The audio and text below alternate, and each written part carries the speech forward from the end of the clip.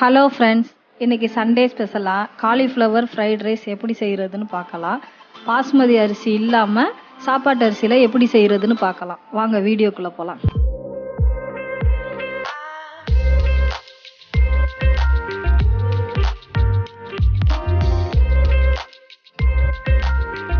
தேவையான பொருளெல்லாம் பார்க்கலாம்.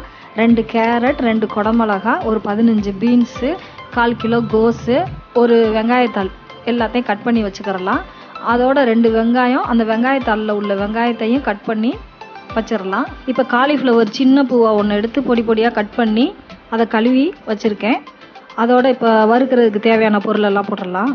2 ஸ்பூன் மைதா மாவு, 3 ஸ்பூன் கார்ன்ஃப்ளவர் மாவு, இஞ்சி பூண்டு பேஸ்ட் ஒரு 1/2 ஸ்பூனு, சிக்கன் 65 மசாலா ஒரு 2.5 ஸ்பூன், தேவையான அளவு உப்பு போட்டு நல்லா பிசைஞ்சு வச்சுட்டா ஒரு 10 நிமிஷம் ஊற வச்சிடணும். இப்போ காலிஃப்ளவர் 10 நிமிஷம் ஊறிடுச்சு. இப்போ எண்ணெய் ஊற்றி காலிஃப்ளவர் 2 போட்டு பொரிச்சு எடுக்கலாம். காலிஃப்ளவர் நல்லா பொரிஞ்சிருச்சு. அதை எடுத்து ஒரு தட்டில் வச்சிடலாம். அதோட இப்போ ஒரு 8 முட்டை உடச்சி வச்சுருக்கேன். அந்த 8 முட்டையும் அந்த காலிஃப்ளவர் பொரிச்ச எண்ணெயவே கொஞ்சம் எடுத்துட்டு அந்த எண்ணெயிலே இந்த முட்டையை போட்டு முட்டை பொரியல் மாதிரி பண்ணிடணும். அதோட கொஞ்சம் உப்பு, கொஞ்சம் பெப்பரும் போட்டுக்கிறணும். இப்படி நல்லா முட்டை பொரியல் மாதிரி வந்த பிறகு இறக்கி வச்சுக்கிறணும். இப்போ ஃப்ரைட் ரைஸ் செய்ய ஆரம்பிக்கலாம். அது பெரிய வடைச்சட்டியை ஒன்று வச்சுட்டு அந்த வெங்காயத்தாளையும் போட்டு நல்லா வதக்கணும். அது வதங்கின பிறகு 1 ஸ்பூன் அளவு இஞ்சி பூண்டு பேஸ்ட் போட்டு அதையும் நல்லா பச்சை வாடை போகிற வரைக்கும் வதக்கிடணும்.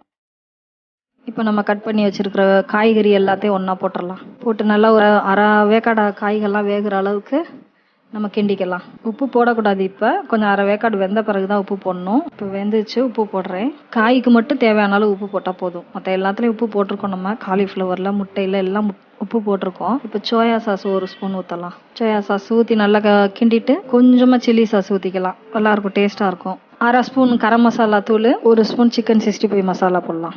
போட்டு நல்லா கிளறி விட்டுட்டு இப்போ 4 பேருக்கு நான் ஒரு 1/2 கிலோ அரிசி போட்டு வடித்து வச்சுருக்கேன். அந்த சாதத்தை கொட்டிக்கலாம். அப்படியே கொட்டி நல்லா கிளறி விடலாம்.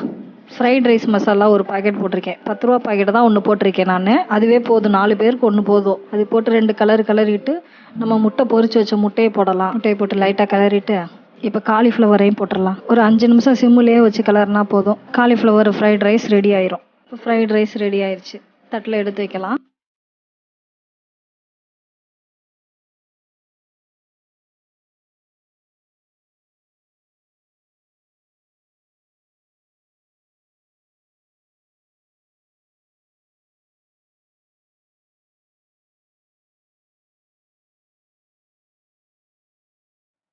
இப்போ நான் சாப்பிட்டு பார்க்குறேன். அதை